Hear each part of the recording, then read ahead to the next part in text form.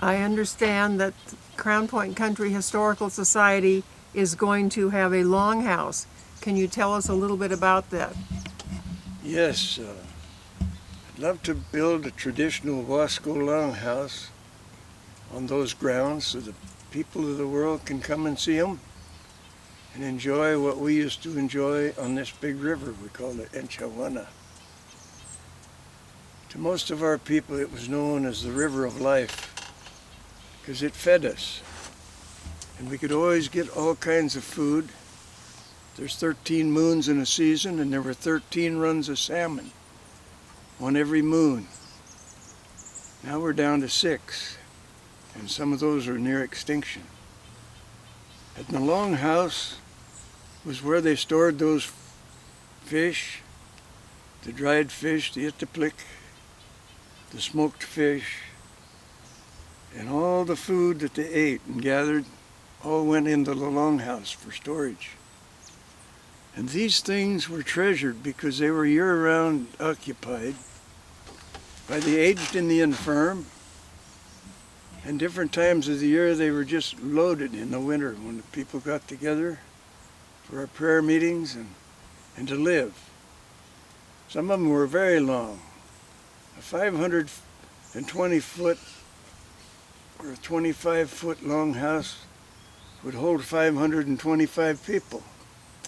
And that's how we looked at it, because they had their families, and that's when all the different clans and tribes used to come together and visit, and their relatives from far away sometimes, and spend the winter till the first food's feast in the spring. And they went out and caught the first salmon and sang the songs and the roots they dug.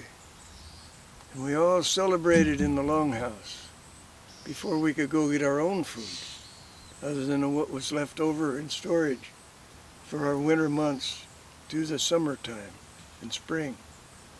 Then most of the people that were able-bodied went out and went in a counterclock or clockwise even rotation to the different places where the roots would come later, the fish would come later, and they would gather. They would hunt and gather all these things on their trip, only to return to the longhouse in the fall before the snow ran them out off the river, and they would even have time to fish for more fish to store in the longhouse. So you're hearing about how our people went. We were hunters and gatherers, but our longhouses were our permanent winter homes, and summer for the aged and the infirm and the little children that couldn't make the long trips. Tukishman?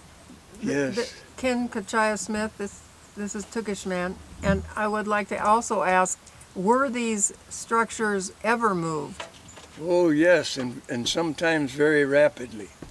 They could be taken down or put up in a very short time with a lot of help, and it was all done by hand and with ropes. Shaniko, the town of Shaniko was named after the finest Wasco rope maker ever, and he traded ropes to the horse nations to the east. Oh yeah. At Jenny Lake, every spring, summer we met there with the Teton Lakota people, what people call the Sioux. They were no Sioux, they were Lakotas. Many bands and many tribes, from the East Coast to the Teton Range. They were our neighbors to the east, with many others. And your tribe is? Wasco, Waikanushpum, Wasco Pum, Miwa, Kishwitpum. Kaiwal Twala, Taigal Twala band was my band on the Wanahoma, the Hood River. So I just shared that. And this is where they lived, even here. This was all Wasco country, clear to the ocean, down the river, and up to Walamut, up to the Kalapuik, which everybody calls Kalapuya. It's Kalapuik. And the Clackamas River, it's not the Clackamas, it's the Clackamas. And up the Clackamas River, there were 3 languages, and we all lived in peace and harmony here together. And that's the way it was, because our birthrights overlapped. And we returned to the different families we had in our longhouses, and visited many others. And they came for hundreds of miles sometimes to visit and enjoy our winter ceremonies and our food. And we used to gather salmon for every moon. 13 moons, 13 baskets of salmon in front of everybody's lodge. And nobody went hungry. We never had anybody hungry. If anybody went hungry outside the longhouses, they'd come to our longhouse. And we would feed them. And that's the way it is. Ikushiwa. Ikushiwa. We can't change that. Turkish man, can you tell us what the longhouse at the museum site will be like, and whether people will be able to go inside it? They will be able to go inside of it and see the great big huge cedar logs that we used to make them out of, and the roofs, and how the doors swang open and closed, balanced. And you step down onto the wash, we call it, and around the edges we had plank floors, but out on the wash, on the heart, we call the wash. Nobody crossed that unless the floor had been closed by a medicine chief or a medicine singer.